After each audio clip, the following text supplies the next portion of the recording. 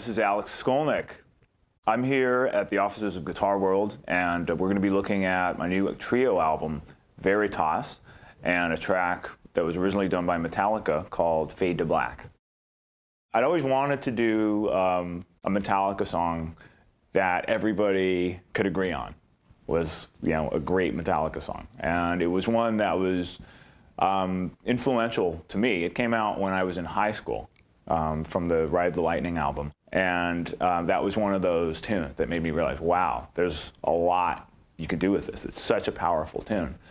And the same emotion that I felt when I heard it, when I was in high school, I think a lot of people felt it. I think it definitely communicated something magical to people all over the world. And I never forgot that. And I thought, okay, if I can do an arrangement of this tune that sort of captures some of that energy, then it's worth doing. I don't want to do it just for the sake of doing it. Open strings are, one of these things that give the guitar its character. So I try to use open strings whenever I can. One of my favorite improvisational guitarists is Pat Metheny, who is so great at open strings. Like, I'm amazed at some of the combinations he finds. He experiments with open tunings, I know, sometimes. I haven't done a lot of that. I'm starting to do that. But on this record, it was all all standard tunings, except for a couple songs where I played in drop D. For Fade to Black, the original starts out with this riff, which has the open G string. And they actually have a couple different riffs that are kind of in the same position.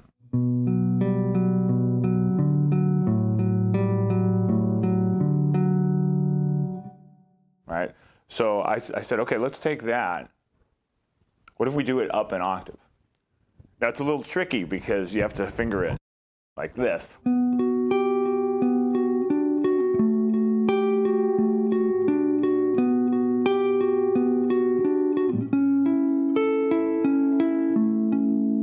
Okay, so I loop that. So that's something I'll step on the loop pedal. So then that's playing.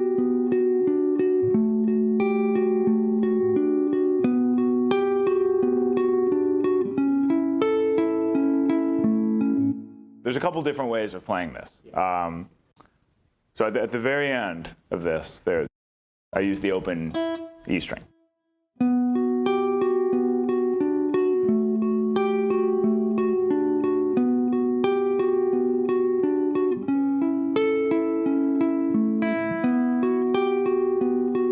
Yeah. So I'll do that a couple different ways. It depends on how I'm feeling. But once that's looped, then I go into harmonics. My drummer plays like a military processional beat on the snare, like a marching band thing. And then I'm doing these harmonics.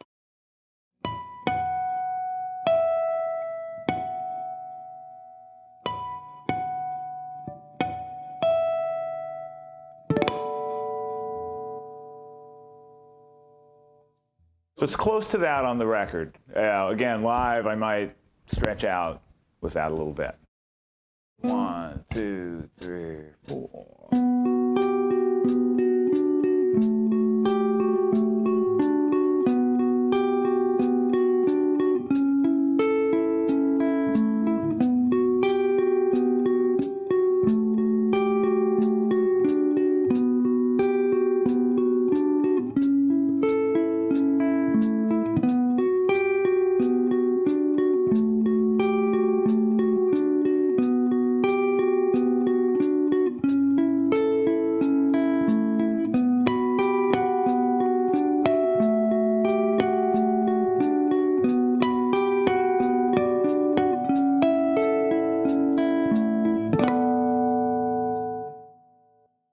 At the very end, I'm just going to skip to the very end of the tune because it goes back to that rhythm.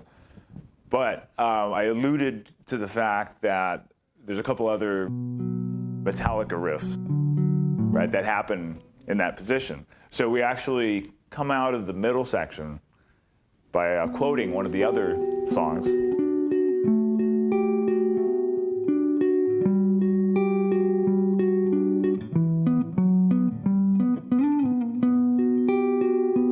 Try that again.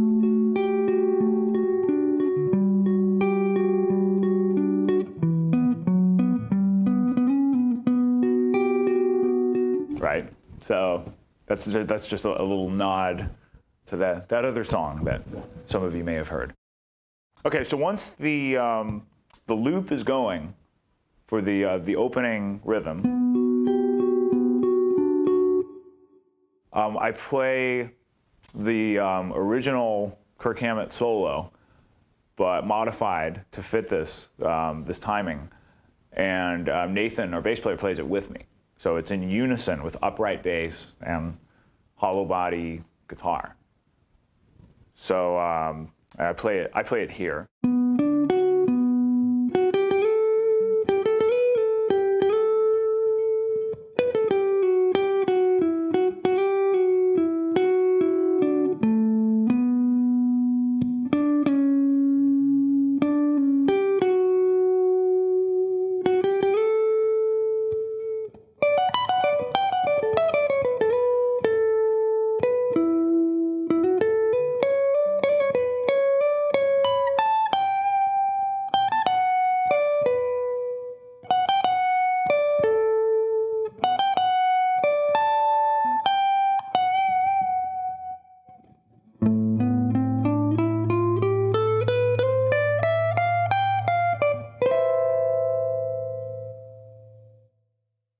Okay, so that last thing is just a climb up the natural minor scale. So now the main groove is happening, kind of the fast drum and bass style groove. Now, very often with transitions, you come out of one part, it's the end of one section, but the beginning of another. So this A minor cluster here with the ninth, that becomes the first chord of the next section. All right, so I go from here into these chords, right? What this is a C major chord. You'd probably see it listed as a 6-9 chord because it has the 6 and the 9. But played over a C root, sounds like that. And you'll hear that often in tunes like, Green Dolphin Street.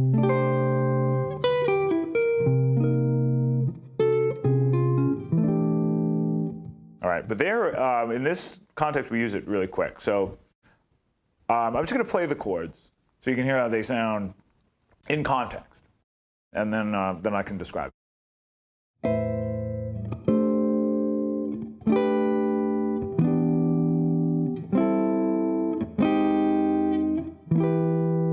One more time.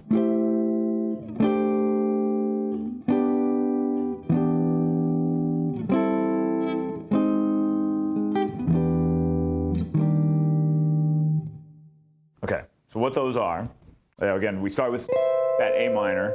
Second time around, I play that here. In both cases, it's technically an A minor 7 chord. To C major 7, which I play as C6 9. That's just a G triad. So I don't always play the root. I could play the root, but the bass player's got that covered. So often in jazz, you leave out the root. You just let the bass player play that. E minor 7, basic voicing. I'll play that with the root. Sometimes I'll play it like that, which is minor 11. You have choices. Next time around, A minor 7 with the root on top. A flat major 7. So now I'm changing it. Now I'm changing I'm changing from the original chord pattern, which is just A minor, C, G, E minor. So now I'm going A minor, A flat major 7, E minor 7, E flat major 7. the next time around, it's the vocal melody. So that's always the challenge, is playing the chord melody on jazz guitar. So in this case, I did the octave lower using the open strings.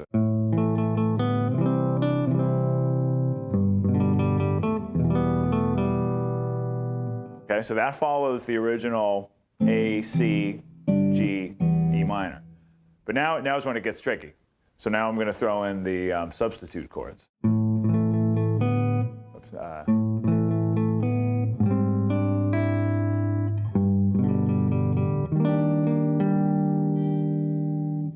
okay. So I did something that I try to avoid whenever possible, but sometimes it's unavoidable, and that is changing a melody note. This is done in jazz sometimes when you really want a certain chord, but the original vocal melody doesn't fit. So I only changed one note. Normally it's the last three notes of that line is. All right, so I made it just so it would fit that, give it some color.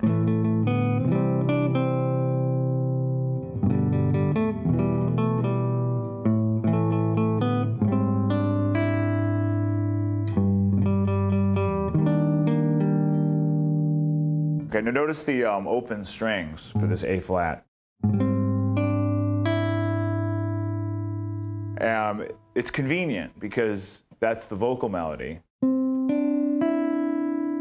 And with this A flat, right, this is an A flat major 7 chord. I hope I'm not losing people. I know this stuff used to really confuse me back in the day. If I analyze the notes of the melody, right, that's the 3rd of the chord, the 4th of the chord, in this case called the sharp 11. And this note right here, that changes the quality a little bit. That makes it what's called a major 7 sharp 5 chord,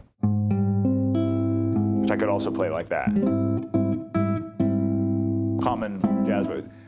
You can also look at that as a C triad with A flat in the bass. Very cool sounding chord. So then the next time around, I play this up an octave. So 1, 2, 3, 4.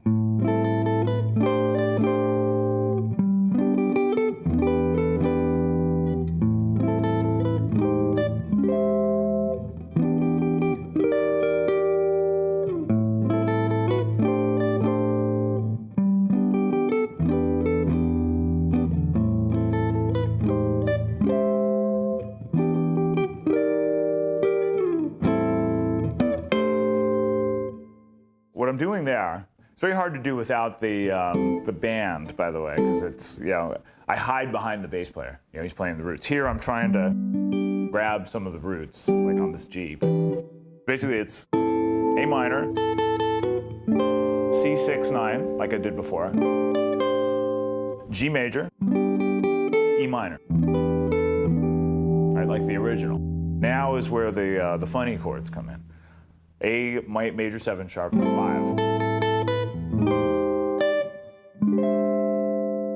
So this is a cool voicing I've always wanted to use, and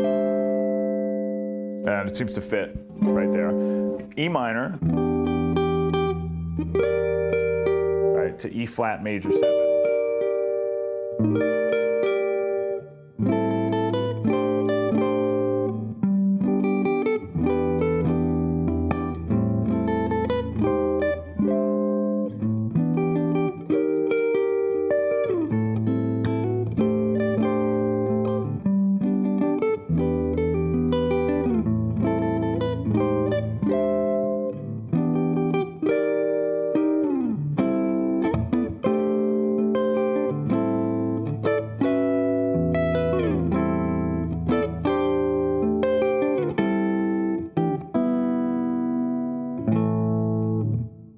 So there, I'm basically doing this chord, which is the 6-9 chord.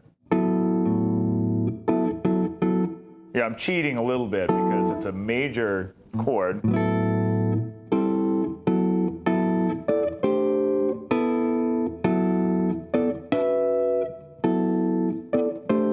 I'm just moving it around. So I'm taking little liberties between the major and minor tonalities.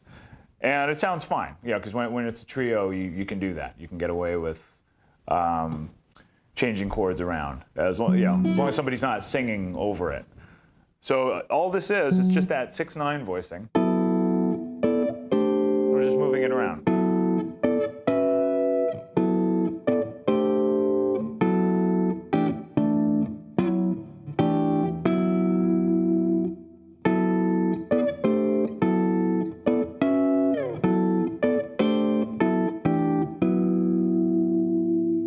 So yeah, I've got that from, well, there's a lot of classic recordings that use that. I think McCoy Tyner, the piano player, popularized that a lot, and just, it's a great voice, just move around.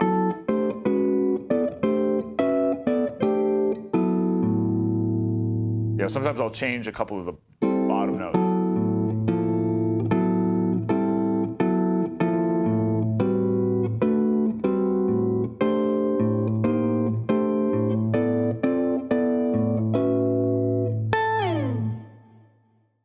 It goes to the melody, this guitar melody.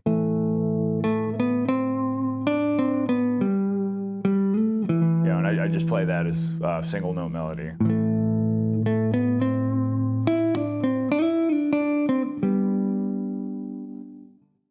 So that divides the low octave vocal melody and the high octave vocal melody.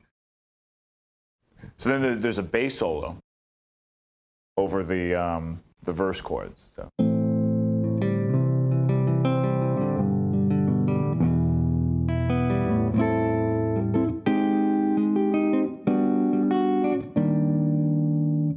That's kind of cool because the second time around it presents the opportunity to do A minor, A flat, major 7, which is related to F. It's like an F minor 7 shape, even though there's no F in it. So the next chord is E minor 7. So you can just move this down. So it's got this kind of cool pattern, and Nate plays a cool solo over that. And I just try to do variations on those chords for the bass solo. The bass starts quoting the vocal melody to cue us out of the solo. And then we go into this part.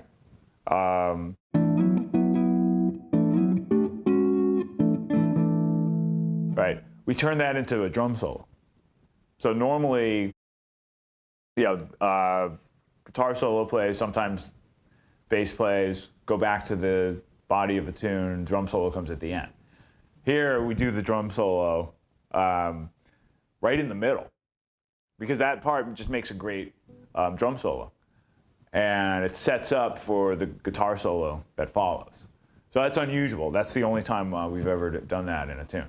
So for that, I'm just basically playing these fourths. I'm just moving them around.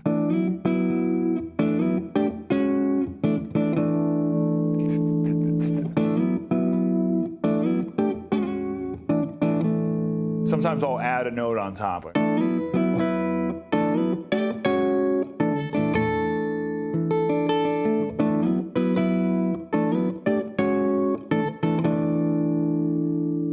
right.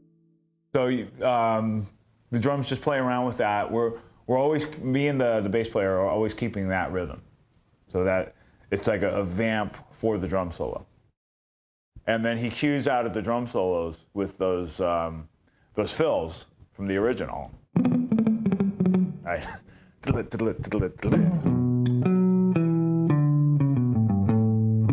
Right. So that, I play that part up an octave from the original. So the chords are just B minor, A, G to A, just like the original. I just let the bass player play that, and I play this melody. I try to get as much ringing as possible, like overlap on the notes.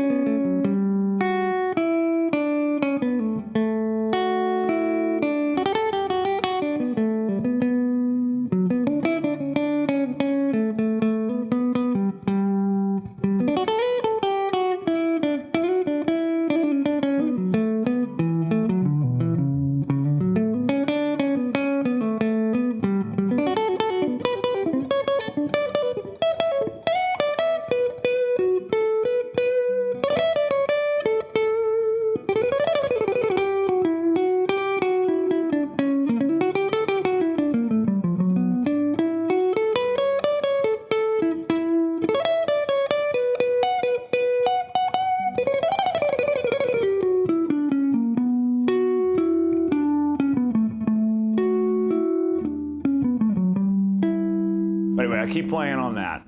Yeah, it's just all improvisational stuff. Eventually we get to this lick, which kind of brings us out of the solo. Right, that's from the opening solo.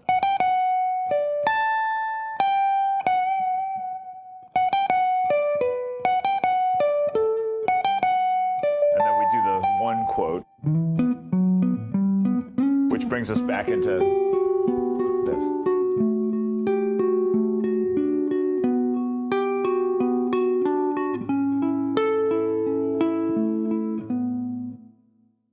And then we pretty much wrap up the song from there. 2, 3, 4. This is the ending. So the drums go back to the original groove.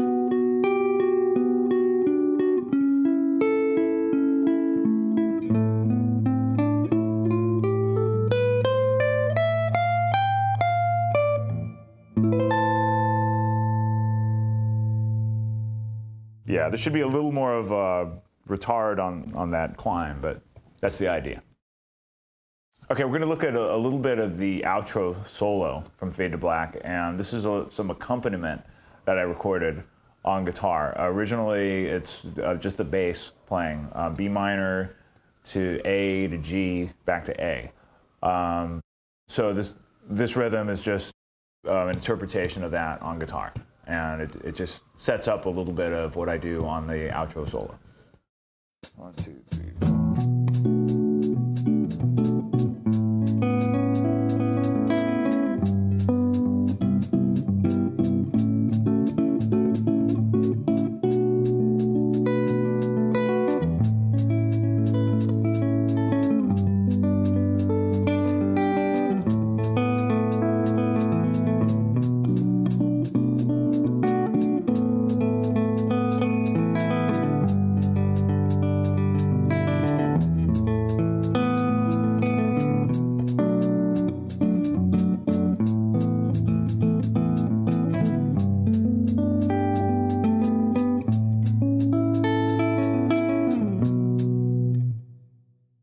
Here's the melody, the B minor melody, that segues into the outro solo with a few of the licks in the style that I played it on the record.